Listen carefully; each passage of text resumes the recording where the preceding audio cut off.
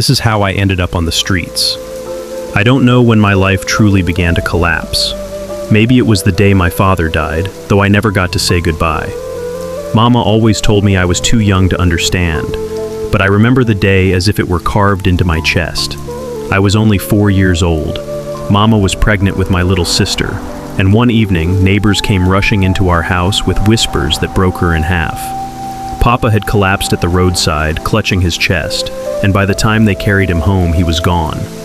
I didn't know what death was back then, but I knew it was something that made my mother cry every night, muffling her sobs in the corner while holding her swollen belly. A few months later, my sister was born. Mama named her Amara, meaning grace. I didn't understand at the time, but Amara was the only light left in Mama's darkness.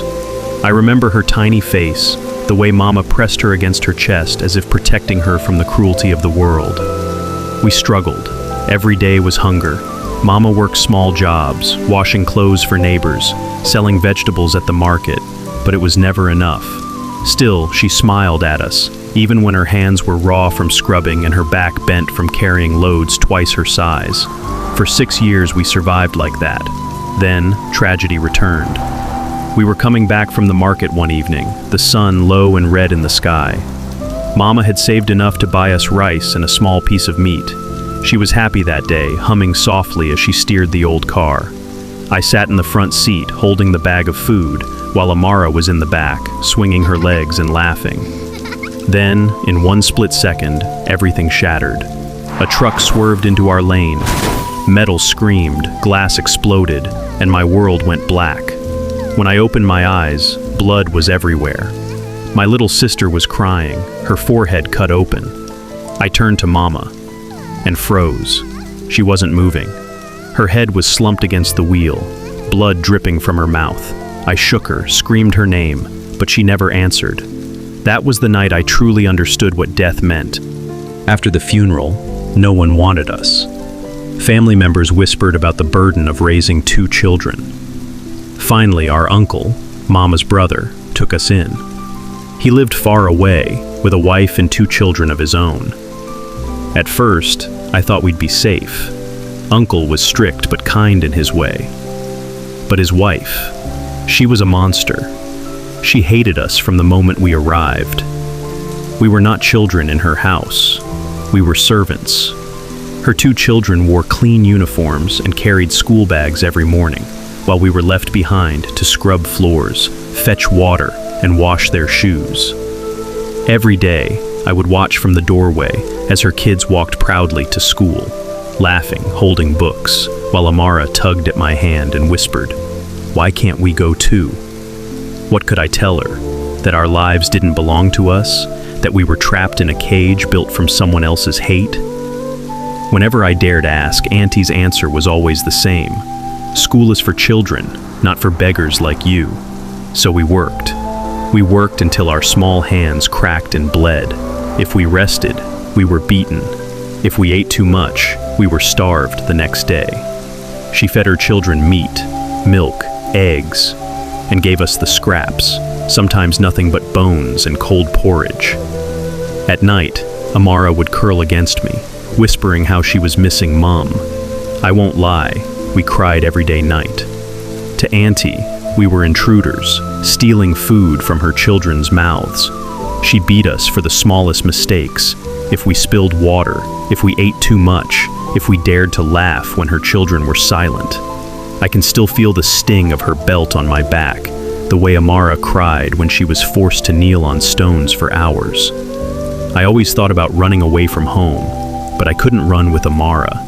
Also, I couldn't leave her with Auntie. Uncle never knew about how we struggled.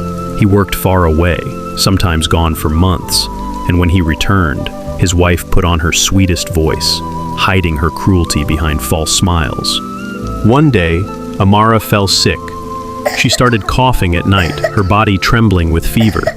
I begged my aunt to take her to the hospital, but she ignored me. "Your sister is pretending," she said. "Don't waste my money." For days, I watched Amara grow weaker. Her lips turned pale, her tiny chest rising and falling like it was fighting to stay alive. I held her hand through the night, whispering stories to keep her awake. promising Mom would watch over us from heaven. The next morning, I reached her to wake her up as I always do, but unfortunately, my sister couldn't wake up. She was gone, just like Dad, just like Mom. I remember, her hand was cold when I touched it, her eyes half open, staring at nothing. I screamed until my throat tore, shaking her body, begging her to wake up, but she couldn't. That was the day something inside me broke. I hated my aunt with a fire I couldn't contain. Every time she looked at me, I saw the devil. Time passed, but one night when Uncle was away again, she brought a man into the house, a stranger, but I had seen him before. Sneaking in when Uncle wasn't around, I knew what they were doing. After a few days, Uncle came back. Something inside me snapped that day. I decided to tell Uncle about the man. For the first time, Uncle was furious. He shouted down the line, his voice shaking with betrayal. I thought I had finally done something right, but the price I paid was too high. Auntie found out it was me. She waited until Uncle left for work. She stormed into the small room where I slept on the cold floor. She beat me like I was not human. Her stick cracked against my back, my face, my legs, until I couldn't even cry anymore. She screamed that I was a curse, that I had killed her marriage, that I should have died with my sister. That night, blood dripping from my nose, ribs aching with every breath, I knew I couldn't stay any longer. I ran. I ran barefoot into the night, the stones cutting my feet, but I didn't care. I ran until the house disappeared behind me, until the only sound left was my sobbing and the growl of the empty stomach. Now the streets are my home. Food is scarce as usual, and the nights are cold. But I find rest beneath the open sky. Things are not going on well, but at least I am free. I no longer endure the pain of being beaten and being treated like a slave. But I won't lie, life is still harsh for me.